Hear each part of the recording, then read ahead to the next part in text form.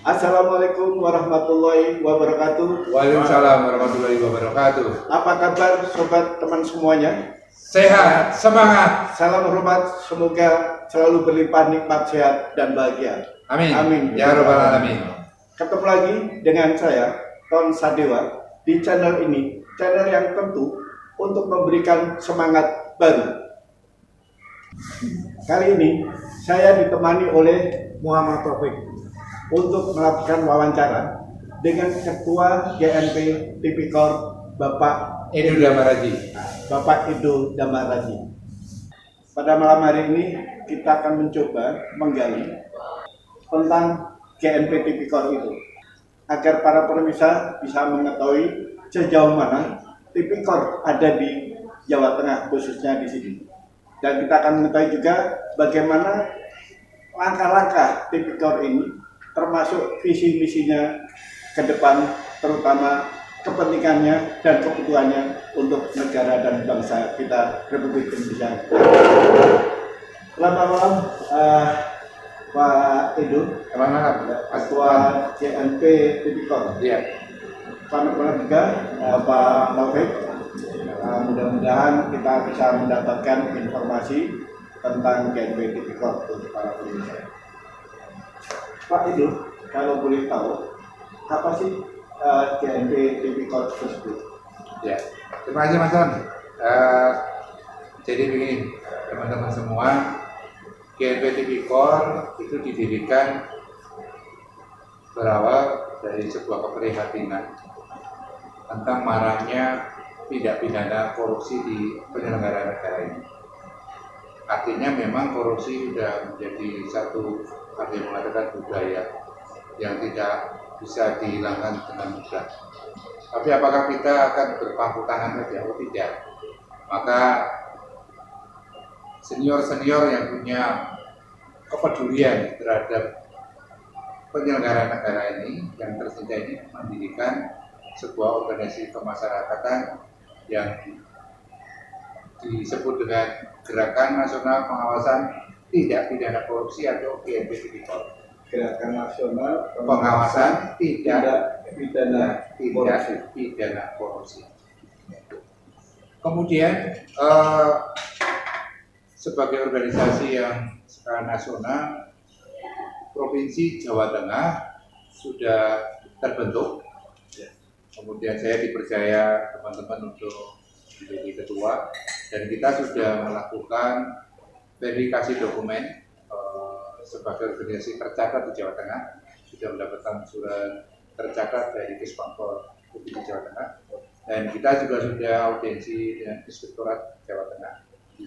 Artinya saya ingin GNP Tipikor Provinsi Jawa Tengah, Dewan Pimpinan Wilayah Jawa Tengah, bisa bersinergi dengan seluruh komponen yang ada, baik teman-teman dari LSM Ormas yang punya visi misi yang sama, yaitu pencegahan, pemberantasan tindak pidana korupsi di Jawa Tengah, maupun kepada APH, aparat penegak hukum.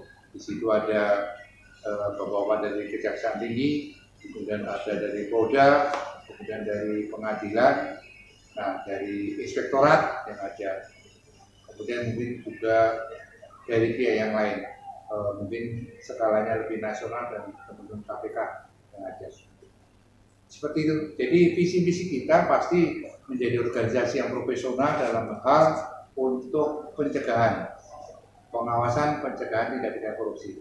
Kemudian misi kita yang pertama adalah merekrut anggota-anggota yang punya kompetensi dan punya semangat yang sama untuk pemberantasan korupsi, kemudian melatih, memberikan pembekalan untuk bersama-sama melakukan pengawasan di level yang paling bawah, di tingkat desa.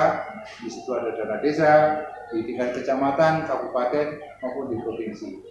Insya Allah kalau infrastruktur kita dan struktur kita sudah lengkap, mulai dari wilayah sampai kabupaten, pengawasan bisa lebih efektif. Kami minta dukungan dari masyarakat yang ada untuk bersama-sama, ayo kita peduli, kita ada hotline untuk pengaduan, silakan melakukan pengaduan kalau di sekitar kita ada indikasi tindak pidana korupsi. insya Allah akan kita tindak lanjuti dan nama pelapor insya Allah aman. Ya, kalau saya mau tanya Pak Ibu, Ya, silakan. itukah mendesak dengan dibentuknya GNP Tipikor karena terkait dengan maraknya korupsi yang ada di Indonesia dari jajaran atas sampai ke akar bawah itu marak sekali dan korupsi itu. Sebegitukah mendesak GNP Tipikor dibentuk? Ya, makasih Mas Taufik. Indonesia pernah menduduki hampir peringkat pertama sebagai negara terkorup di ASEAN. Itu sebuah, padahal kita negara religius. Kita negara religius dengan penduduk hampir 270 juta. Artinya something wrong di sini. Kenapa? Jadi orang melakukan kejahatan itu kenapa bisa terjadi? Itu pertama kata Bang Nafi, karena ada kesempatan. Yang pertama. Yang kedua, karena tidak ada pengawasan. Yang ketiga, karena lemahnya penalti atau lemahnya punishment. Jadi itu yang menjadikan para pelaku tipikor makin merajalela. Ya, itu makanya sangat mendesak sekali dibentuknya GNP Tipikor itu sampai level bawah untuk mengawasi ini. Kalau mereka diawasi saja masih nekat, ya memang sudah itu tak berakhlak. Itu. Begitu Pak Taufik. Nah, goalnya sendiri apa Pak? Goal daripada GNP Tipikor ini? Pasti bahwa akan terbentuk clean government. Jadi kalau dari level paling bawah, dana desa tidak diselewengkan, dari tingkat kecamatan juga benar, kabupaten, Pak Bupati ya benar, dewannya benar, bukan berkolusi bersama-sama korupsi, bersama-sama menjarah uang rakyat, bantuan sosial tidak diselewengkan. Nah, ini goalnya hak-hak rakyat akan didapatkan, kemudian kewajiban penyelenggara negara sesuai dengan SOP dan tupoksi masing-masing. Nah, kalau harapan ke depan dengan GNP Tipikor, harapan ke depannya dengan adanya GNPK untuk menindaklanjuti sebagai pengawasan Tipikor di seluruh lapisan. Ya pasti kita akan menekan indeks korupsi, itu parameternya ya, goal keep-nya kita indeks korupsi di kita Jawa Tengah Jaya. Karena apa? Saya sepakat dengan slogannya Pak Gub. Orang ngapusi, orang korupsi. Nah, yang korupsi bakal ciloko. Artinya slogannya sudah sangat mulia itu. Cuman masalahnya pada komplit juga dengan komplit itu. Jadi saya menganggap kalau ada penyelenggara negara di Jawa Tengah ini yang masih melakukan tindak pidana korupsi, berarti dia melawan visi misinya gubernur. Dan itu harus dihabisi. Saya akan mendorong Pak Gub untuk menyikat habis karena mereka mempermalukan itu, melawan dengan kebijakan orang apa sih, orang lombok ini orang korupsi lagi. Tapi masyarakat sendiri gimana ya melihat perilaku korupsi ini? Apakah jangan-jangan masyarakat sendiri sekarang sudah terdegradasi sehingga melihat korupsi itu seolah biasa saja dan tidak memberikan efek apa-apa kepada para koruptor? Karena kenyataannya kan para koruptor sekarang juga ada yang cepat naik, ya kan? Ada yang tetap saja tidak miskin, padahal dulu awalnya kan akan dilakukan pemiskinan terhadap koruptor, bahkan oleh masyarakat akan dikenakan sanksi sosial. Tapi apakah itu masih tetap dilakukan oleh masyarakat, atau jangan-jangan masyarakat sudah terdegradasi, atau apatis terhadap perilaku korupsi yang sekarang semakin marak? Itu yang bikin kita miris, Mas Taufik.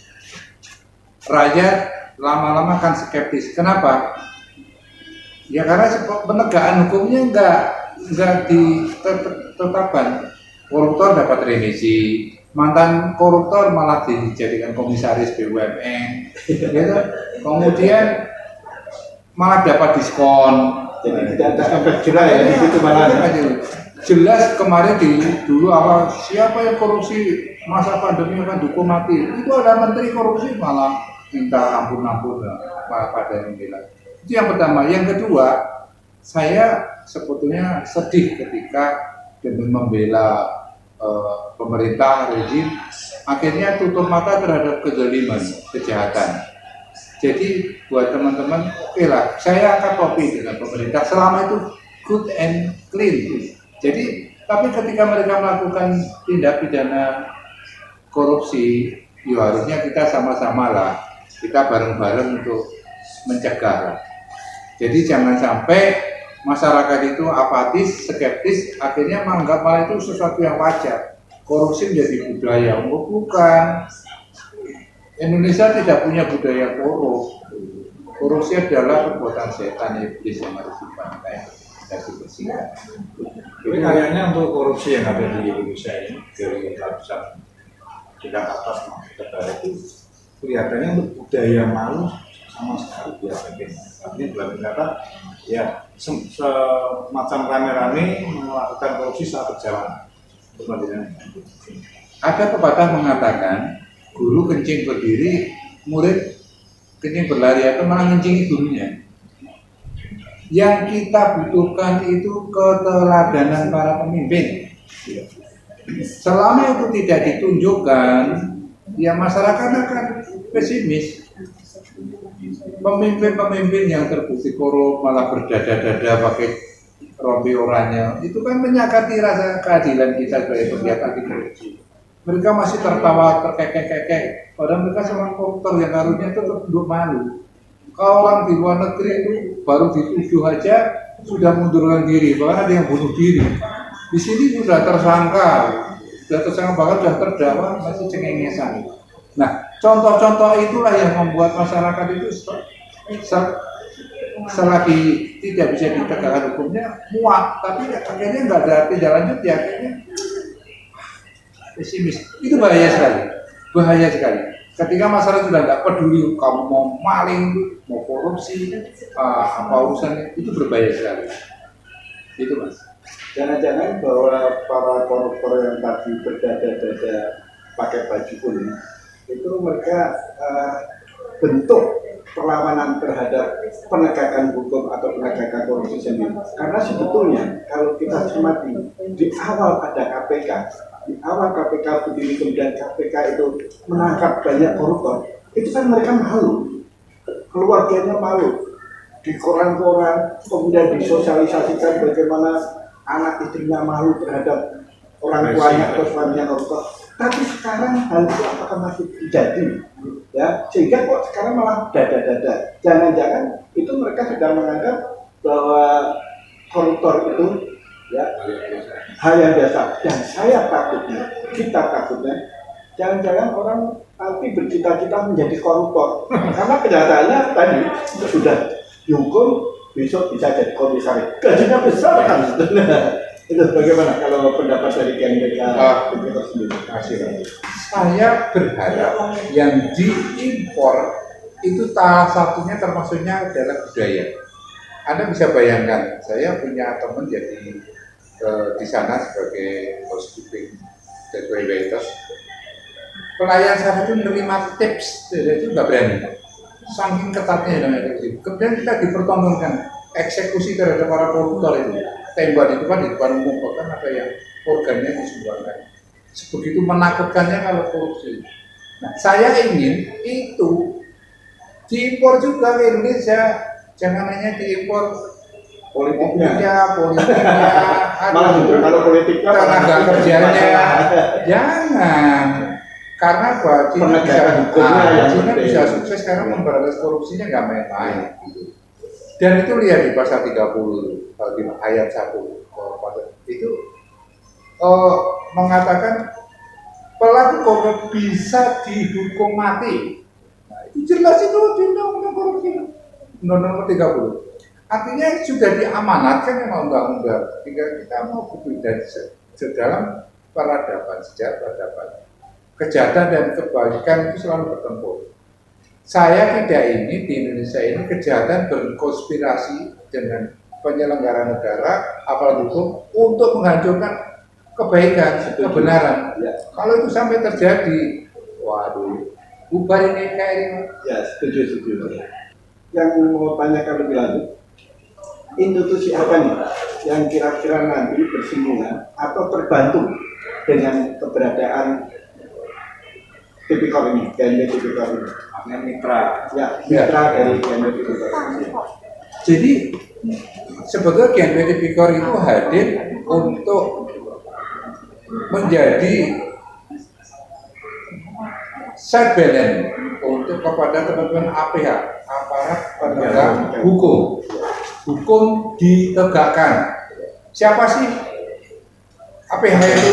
Pasti kepolisian, pasti kemudian kejaksaan, pengadilan, ada KPK yang konsen di pemberantasan korupsi. Kemudian nih, saya menyitir sebuah peribahasa. Kebatilan yang terorganisir bisa mengalahkan kebenaran yang tidak terorganisir. Artinya begini, mereka para koruptor itu teman-teman itu gajinya gede, makannya bergizi, pelatihannya hampir tiap hari, jaringannya luar biasa. Itu koruptor. Kita para penggiat ini nggak ada gaji, makannya keringat seadanya kalau ada gaji, pelatihannya berdasarkan apa aja. Tapi kita harus melawan, jangan putus asa. Tapi kita akan selalu menang. Ingat, Daud dan Goliat bisa dimenangkan.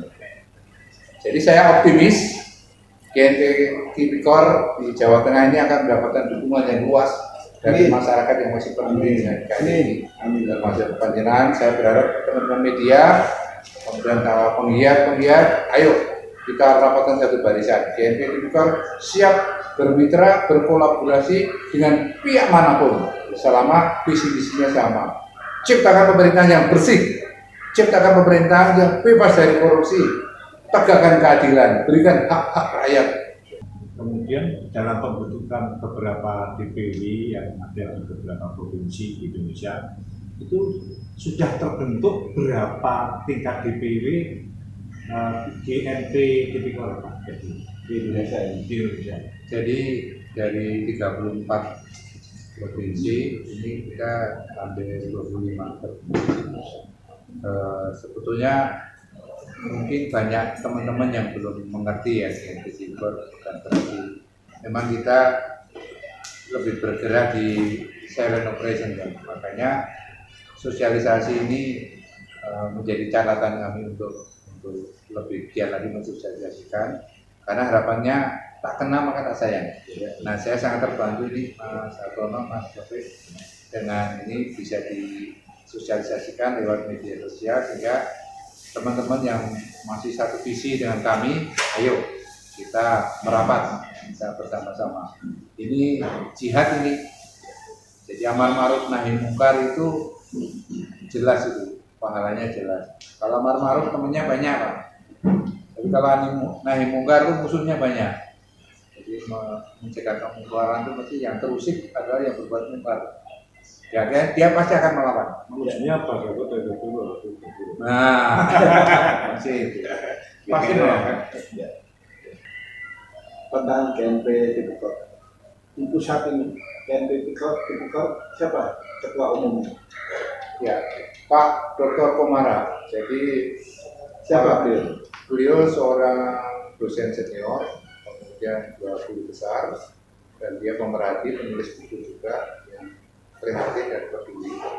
Dan kita di Dewan Pakar juga ada Bapak Bambang Jojanto, ada Bapak Yasin, dan Pak Abdullah Yarmua, yang beliau adalah mantan-mantan pimpinan KPK.